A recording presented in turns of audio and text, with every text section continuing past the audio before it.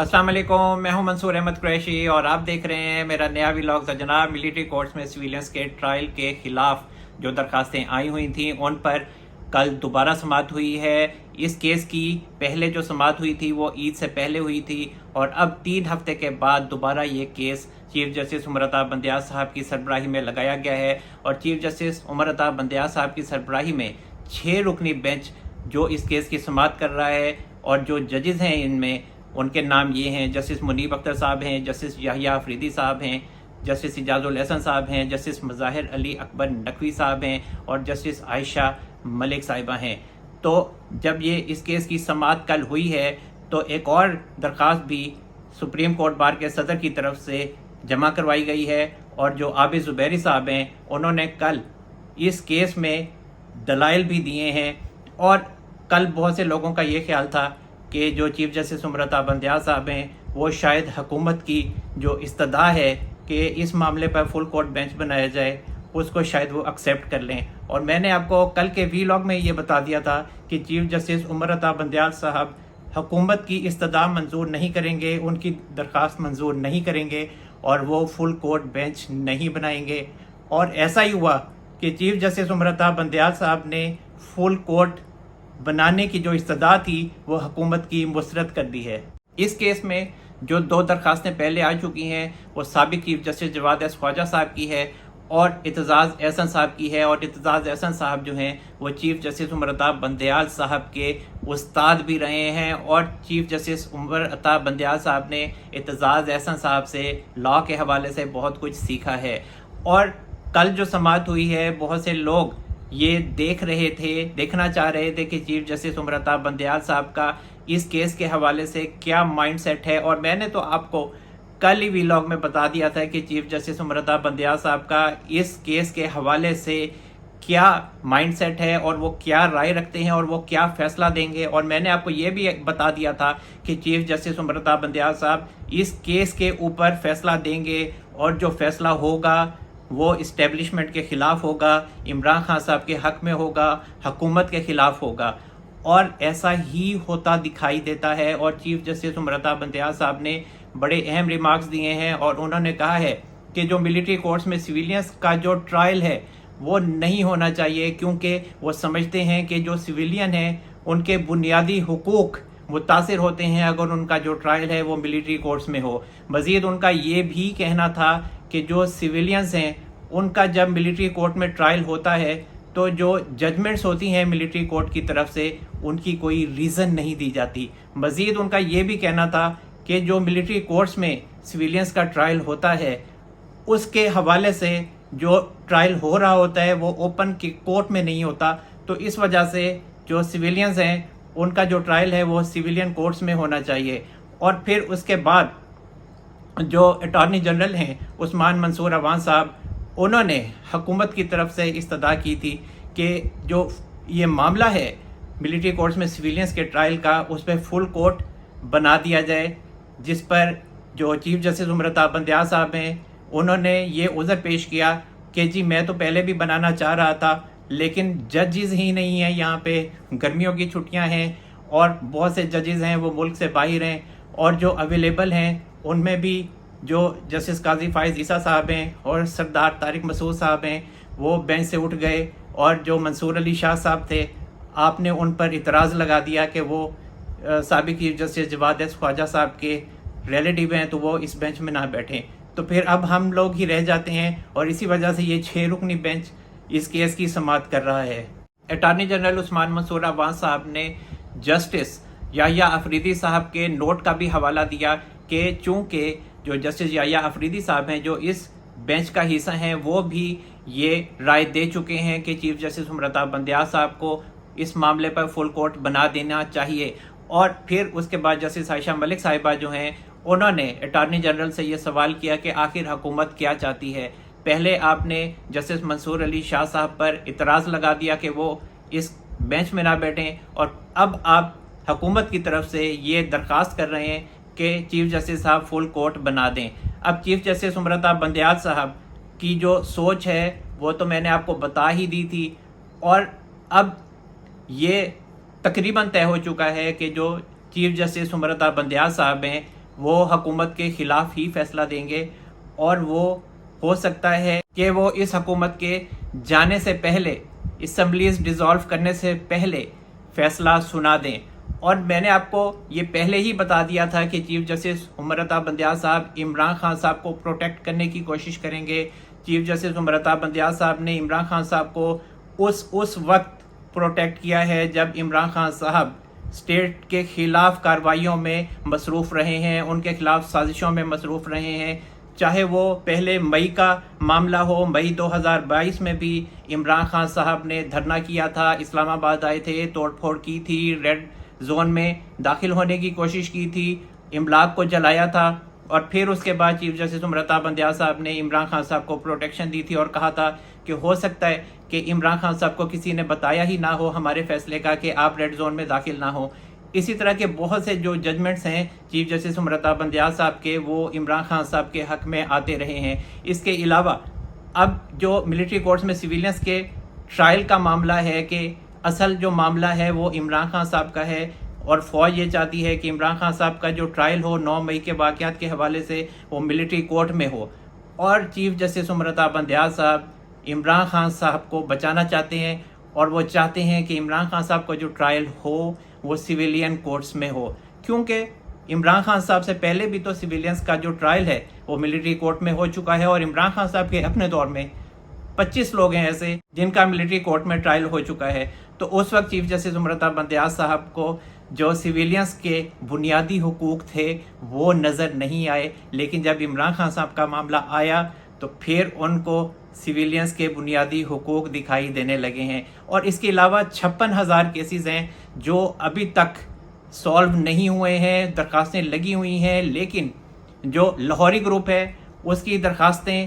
ایک رات پہلے لگتی ہیں، اور جو اعتزاز احسن صاحب ہیں، لطیف کھوسہ صاحب ہیں، وہ چیف جسٹس عمر عطا بندیال صاحب سے ان کے چیمبر میں ملتے ہیں اور فوراً درخواستیں لگ جاتی ہیں۔ اور سردار طارق مسعود صاحب جو پہلے اس بینچ کا حصہ تھے، انہوں نے بھی چیف جسٹس عمر عطا بندیال صاحب پر یہ اعتراض اٹھایا تھا کہ کیا یہ سہولت عام شہریوں کو بھی میسر ہے، جو سہولت آپ مخصوص شخصیات کو دیتے ہیں کہ ایک رات پہلے درخواست آتی ہے اور صبح وہ درخواست فوری طور پر لگ جاتی ہے؟ کیا یہ غیر آئینی نہیں ہے؟ کیا یہ اصول ہے سپریم کورٹ کا؟ کیا یہ کوڈ آف کنڈکٹ کی خلاف ورزی نہیں ہے کہ آپ جو سب سے آخر والی درخواست ہے وہ آپ اٹھا کر سب سے پہلے لگا لیتے ہیں؟ تو اسی وجہ سے حکومت جو ہے وہ چیف جسٹس عمر عطا بندیال صاحب سے بہت ہی نالاں ہے، اور فیصلے کا میں نے آپ کو بتا دیا ہے کہ ملٹری کورٹس میں سویلینس کے ٹرائل کا جو معاملہ ہے وہ چیف جسٹس عمر عطا بندیال صاحب ان درخواستوں کو ایکسیپٹ کر لیں گے، کیونکہ یہ جو درخواستیں ہیں یہ ملٹری کورٹس میں سویلینس کے ٹرائل کے خلاف ہیں کہ ملٹری کورٹس میں سویلینس کا ٹرائل نہیں ہونا چاہیے۔ اور دوسرا جو معاملہ ہے خواجہ آصف صاحب کا، انہوں نے بڑا اہم بیان دیا ہے کل، اور انہوں نے کہا ہے کہ چیف جسٹس عمر عطا بندیال صاحب سے ہی ہمیں خدشہ ہے، اسی وجہ سے میاں نواز شریف صاحب شاید ابھی نہیں آئیں گے۔ اور میں نے آپ کو پہلے ہی یہ بتا دیا تھا کہ نواز شریف صاحب 14 اگست تک آتے دکھائی نہیں دیتے، اور مسلم لیگ نون کی بہت سی شخصیات ہیں اور بڑے اینکرز ہیں، صحافی ہیں، اور ایک مسلم لیگ نون کی طرف سے سرکولر بھی جو ہے وہ سرکولیٹ کر رہا ہے کہ میاں نواز شریف صاحب کے حوالے سے تیاریاں کی جائیں، اور میاں نواز شریف صاحب کے استقبال کے لیے سب لوگ اکٹھے ہوں، اور جو تنظیمی ڈھانچہ ہے اس کو مضبوط کیا جائے، اور وہ تمام لوگ جو ہیں وہ ایئرپورٹ پہنچیں۔ تو اس حوالے سے بھی تیاریوں کا معاملہ چل رہا ہے، اور میں نے آپ کو پہلے ہی بتا دیا تھا کہ میاں نواز شریف صاحب چیف جسٹس عمر عطا بندیال صاحب کے ہوتے ہوئے پاکستان نہیں آئیں گے، اور جو میاں نواز شریف صاحب ہیں ان کے حوالے سے جو 14 اگست کی تاریخ کا کہا جا رہا ہے وہ بھی درست نہیں ہے، اور نواز شریف صاحب پاکستان آئیں گے تو وہ ستمبر کے اینڈ میں آئیں گے، اور چیف جسٹس عمر عطا بندیال صاحب کے 16 ستمبر کو جب وہ ریٹائر ہو جائیں گے اس کے بعد آئیں گے۔ اور اب جو خواجہ آصف صاحب ہیں انہوں نے بھی اس بات کی تقریباً تصدیق کر دی ہے، کیونکہ جو میاں نواز شریف صاحب ہیں ان کے ابھی کیسز جو ہیں ان کا مسئلہ حل نہیں ہوا ہے، اور میں نے آپ کو پہلے بھی بتایا تھا کہ جو نااہلی ہے وہ چاہے یہ بل انہوں نے چاہے پاس کروا دیا ہے لیکن آئین میں ترمیم نہیں ہوئی ہے، اور اس بل کی